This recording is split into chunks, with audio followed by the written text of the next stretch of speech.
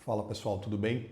Hoje nós vamos fazer um vídeo bem diferente daquela nossa costumeira análise macro. Nós vamos falar sobre a remuneração do assessor de investimentos e por que você deveria entender bem tudo isso. Bom pessoal, no Brasil existem dois modelos de remuneração da assessoria de investimentos. Um é o modelo por produto, que é o commission based, e o outro é o modelo por administração do patrimônio, que é o fee based. Quais são os pontos mais importantes que a gente tem que deixar claro aqui? No modelo de comissionamento, o assessor recebe uma parte da distribuição daquele produto financeiro, seja um CDB, um LCI, um LCA, um CRI, um CRA, uma debenture e assim sucessivamente. Eu queria deixar claro que existem assessores extremamente éticos trabalhando dentro do modelo de comissionamento. Eu vejo muita gente falando bobagem, dizendo que só porque o cara recebe uma comissão maior num produto X, ele necessariamente vai alocar um volume financeiro maior naqueles ativos que pagam uma comissão maior. É importante a gente separar o estímulo que pode levar a esse tipo de implicação e o indivíduo que toma aquela decisão. Então, eu conheço vários assessores de investimentos que usam o modelo de comissionamento até hoje, são pessoas extremamente íntegras, são pessoas que colocam produtos que pagam baixas comissões para eles, muitas vezes para manter uma carteira que performa bem no longo prazo. Porque veja, se você só coloca produtos de performance discutível, única exclusivamente pelo fato de gerar uma comissão momentânea, você pode acabar com um problema ali no futuro. E a profissão de assessor de investimentos ela é uma profissão de longo prazo, ela é um jogo de longo prazo. A nossa intenção é manter os clientes, as famílias que escolheram estar ali com a gente por longos e longos e longos anos, certo? Eu mesmo já utilizei o modelo de comissionamento e hoje não utilizo mais, tá? Hoje eu utilizo o modelo de fee-based. Basicamente, todos os clientes que eu atendo hoje utilizam o modelo de fee-based, exceto aqueles que não quiseram aderir ao modelo. E eu te digo logo por que eles não quiseram aderir ao modelo. Porque eles estavam acreditando que não pagavam nada pelo meu serviço. E pagavam através da comissão dos produtos, certo? E a partir do momento que ficou visível, que ficou palpável ali, aquele desembolso mensal, muitos quiseram permanecer no modelo antigo. E alguns até disseram para mim o seguinte: Juliano, eu não sinto nenhum tipo de conflito de interesse em você, portanto, eu não vejo necessidade de mudar de modelo, eu quero seguir com o modelo atual. E tudo bem. Perfeito, Juliano. Então eu acho que entendi mais ou menos como é que funciona aí o modelo de remuneração fixa e o modelo de comissão, modelo ali por produto. E eu queria optar pelo modelo de remuneração fixa, ou fee-based. Quais são os critérios que vocês levam em consideração para precificar essa taxa de cobrança? Primeiro ponto, pessoal, a taxa de cobrança do fee-based, ela varia de 0,4% até 1%. E quais são os critérios que a gente utiliza? Basicamente, o tamanho da conta e a complexidade da conta. Então, quanto mais complexa for a sua conta, poxa, você tem derivativos dentro da sua conta, você tem uma conta internacional, que já faz com que a gente tenha que acompanhar todas as mudanças na tributação nacional e também na tributação internacional. Você tem ativos de crédito privado com baixa qualidade de crédito, então exige manutenção constante. Muitas vezes você comprou uma taxa de renda fixa ali sem olhar muito bem a empresa, você selecionou ali do maior para o menor, comprou um IPCA mais 10 ali, não sabia muito bem o que a empresa fazia, a empresa está com dificuldade, vai entrar numa recuperação judicial e você nem está sabendo. Então, muitas vezes, antecipar a saída de um ativo de renda fixa, por exemplo, sinalizar para você que a empresa não está em boas condições e seria mais interessante a gente sair daquele ativo e fazer uma troca para um ativo mais seguro, faz parte do nosso processo de análise aqui dentro e agrega mais complexidade ao processo, fazendo com que, obviamente, essa taxa seja um pouco mais elevada. Outro ponto, a quantidade de contatos que a gente tem. Então, se a gente faz um contato por mês, uma coisa, se a gente faz um contato por semana, uma coisa, tem cliente que gosta de ligar todo dia, quer conversar sobre o mercado todo dia. Então, isso faz com que as horas ocupadas por mim e por outros profissionais aqui dentro da Real Invest sejam maiores do que para outras pessoas e, portanto, exige uma diferença na cobrança. Tá? Então, basicamente, esses são os critérios que a gente utiliza. Em resumo, tamanho de carteira e complexidade da carteira. Lembrando que tudo isso é customizável, isso é acordado entre você e o seu assessor de investimentos e vocês vão chegar numa solução a 4 mãos totalmente personalizada. Então vamos lá, partindo para a prática, prós e contras de cada modelo. Então começando com o modelo commission based, o modelo tradicional, o modelo que todo mundo está acostumado, aquele modelo no qual você acha que você não paga nada pela assessoria de investimentos. Como o assessor recebe uma comissão diferente por cada produto financeiro que ele aloca, ele gera um potencial conflito, que é mitigado pela ética individual de cada assessor. Então, no meu entendimento, não é que ele seja um modelo ruim, mas se você opta por permanecer nesse modelo com o seu assessor, você tem que conhecer ele muito bem. Você tem que entender quais as motivações que ele tem para permanecer nesse modelo, por que ele não te apresentou um modelo diferente e o grau de confiança que você depositou nele e deposita nele ao longo desses anos. Isso estando claro entre vocês, você sabendo ali como que ele ganha, quanto que ele ganha por cada operação. Inclusive, hoje isso é disponível nas notas de negociação, quanto que o assessor ganhou na distribuição daquele produto, se você quiser consultar. Uma vez que isso esteja muito claro e você queira permanecer no modelo de comissionamento, ok. Mas o meu ponto aqui é que a maioria das pessoas não sabe disso. Então, se você sabe disso, se você está ciente disso, você deseja permanecer nesse modelo, ótimo. E esse modelo tem algumas coisas interessantes. Por exemplo, se você é um indivíduo que movimenta pouco sua carteira, você comprou uma série de produtos ali no passado, produtos de alta qualidade de crédito, tá?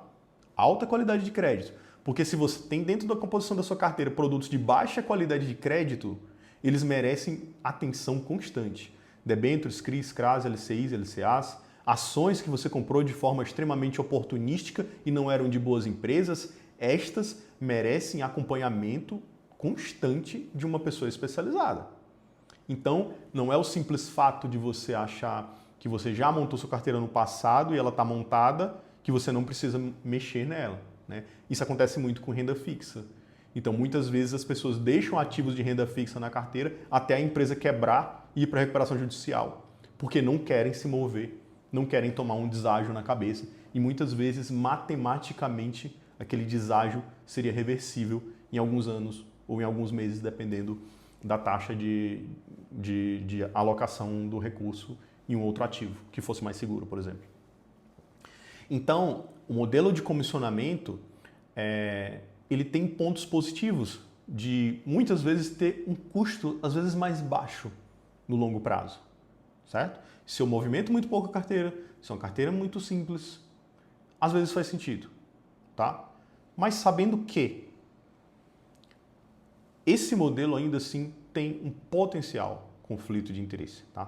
Potencial conflito de interesse. E não se extingue conflito de interesse. A única coisa que você pode falar sobre conflito de interesse é colocar o holofote, é mostrar que ele existe. Essa é a única forma de você remediar um conflito de interesse, porque extinguir um conflito de interesse é impossível, tá? Passando para o modelo de fee-based, que é o modelo que eu utilizo atualmente com a grande maioria dos meus clientes ali, exceto aqueles que não quiseram mudar de modelo. O que eu acho de ponto negativo? Vou começar pelos negativos. O que eu acho de ponto negativo? Você vai ter uma despesa constante com o seu assessor, tá? Mensal, cobrada de forma mensal. Mais na frente eu vou falar um pouquinho sobre como é que é feita essa cobrança dentro da plataforma da XP, que é a plataforma que eu tenho conhecimento, tá bem? Então, o modelo de fee-based, ele tem essa desvantagem de você pagar o profissional. Eu acredito que a grande maioria acha que vai pagar muito mais do que vai pagar de fato, tá? E o outro ponto que é aventado, né, que o assessor vai ficar meio que acomodado ali, porque eu já vi até alguns profissionais me questionarem, né? Pô, Juliano, mas você não fica acomodado, você está recebendo aquele valor ali constante e tal, e você não... O mercado de fee-based é muito mais competitivo do que o mercado de commission-based. Eu garanto a vocês que ele é muito mais competitivo. Uma vez que o cliente sente o desembolso, né? Todos os clientes, todos que estão pagando sentem o desembolso, a cobrança por resultado ela é muito maior do que no modelo de comissão, no qual você está ali e você, poxa, eu não gosto tanto do atendimento desse cara, mas eu também não pago nada por isso, então deixa lá. Entende? Então, o pessoal, por comodismo, vai deixando aquilo lá, não transfere a conta, nem coisa do tipo, mesmo que não seja um serviço assim, de excelência, né? Se o serviço for ok, já é suficiente. No mercado de assessoria fee-based, né, que você paga ali mensalmente, essa competição ela é muito mais acirrada. Então, é necessário que você tenha performance, é necessário que você não tenha uma volatilidade tão grande. O brasileiro é muito mal acostumado com CDI e isso faz com que ele exija, né, que você tenha um retorno alto e uma volatilidade baixa ao mesmo tempo, o que é muito difícil de você conseguir, especificamente no longo prazo. Mas de vantagens que o fee-based tem, eu acho que ele tem a maior vantagem. Então, por isso que, na minha opinião, vale a pena, e se eu não fosse assessor de investimentos, certificado como gestor também e tudo mais, eu optaria pelo modelo fee-based. Assim, sem sombra de dúvidas, porque eu não sei qual o momento de vida que o meu assessor de investimentos está passando naquele mês. Eu não sei o quanto ele está precisando daquele recurso naquele mês, pontualmente. E ao longo dos anos, isso pode fazer uma diferença na alocação. Veja, isso pode fazer uma diferença na alocação.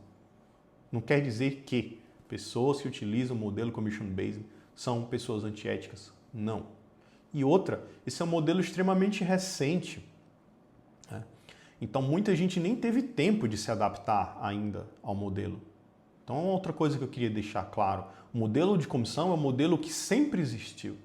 Tem vários colegas que estão buscando se adaptar e mudando de modelo, certo? Então, eu acho que esse é um ponto que é super importante a gente deixar claro. Outro ponto que eu acho importante destacar com vocês é que aqueles produtos que antes pagavam uma comissão para o escritório, uma vez que eu aloco naqueles produtos, a parte da comissão que viria para o escritório, ela volta para vocês em forma de cashback. Esse cashback ele é acompanhado dentro do relatório de cashback que está disponível todos os meses para os investidores. Então, se você quer saber quanto que teve de cashback em um determinado produto, num fundo de investimentos, basta você consultar o relatório de cashback. É super importante que fundos de previdência, fundos de investimento de forma geral, toda a taxa de administração e performance que viria para o escritório, ela é devolvida para o investidor, fazendo com que na prática aquele percentualzinho que você acordou lá com o seu assessor de 0,6%, 0,7%, ele seja menor do que 0,6%, 0,7%. Por quê? Ao ano, tá? Por quê? Porque eu tenho a receber toda a taxa de administração, toda a taxa de performance que iria para o escritório dos fundos de investimento, dos fundos de previdência. Tá? Outro ponto adicional é que quando eu compro um ativo, um CDB, um LCI, uma LCA, eu tenho uma taxa ligeiramente maior do que do investidor que optou pelo modelo geral. Juliano, quanto? Entre 0,25% a 0,4%. Em média, é o que eu tenho acompanhado nas plataformas. Tá? E quando eu faço a mesma coisa no mercado secundário também, quando eu compro ali uma debênture, um CRI, um CRA no mercado secundário, a taxa que você vai receber também é uma taxa um pouquinho maior do que a taxa do investidor que optou por se manter no modelo de comissionamento. Quanto maior, mesma ordem de grandeza ali, 0,25 até 0,4. É por aí que você vai ter de melhora de taxa. Mas, em última instância, o que eu queria deixar claro é que essa é uma escolha individual e que não existe modelo perfeito. Todos os modelos eles têm prós e contras. O que você tem que fazer é ter muito cuidado com a seleção do profissional que vai te atender. Existem conflitos de ética em todas as profissões, na medicina, na advocacia, na engenharia. Todo profissional liberal tem algum tipo de conflito potencial em mãos. Mas quando a gente fala de dinheiro, quando a gente fala de leis, né, isso é muito mais visível, fica muito mais palpável para as pessoas. Então, a única coisa que eu posso te dizer, antes de você optar por um modelo ou outro, é você escolher com muito critério a pessoa que vai acompanhar os seus investimentos. Escolha com bastante critério, converse uma vez, converse 2 vezes, né? Sinta se existe urgência excessiva ali para te atender, analise com calma, tá? E veja, escolha o melhor profissional para você. E aí depois você ajusta o modelo. Tá? Eu, Juliano, sou partidário do modelo de fee-based, porque na minha concepção ele extingue esse potencial conflito de interesse entre produtos. E ele deixa o assessor livre para lidar só com os problemas de mercado que já são grandes demais. Então tentar acertar o tempo de estar com mais caixa, com menos caixa, tentar acertar timing de bolsa, enfim, fazer uma análise mais criteriosa de uma debênture, de um CRI, de um CRA e deixar de lado aquelas que estão pagando as taxas mais altas, eu acho que é um benefício incalculável para o investidor. Que o modelo de comissionamento ele não gera esse mesmo alinhamento potencial e você fica totalmente à mercê do quão ético é o profissional que você contratou. Então, novamente, só deixando claro, existem vários e vários profissionais que trabalham no modelo de comissionamento que são extremamente éticos e, por favor, se você é um assessor que está me assistindo e, enfim, aqui não é, a minha intenção não é nunca demonizar o modelo de comissionamento, tá?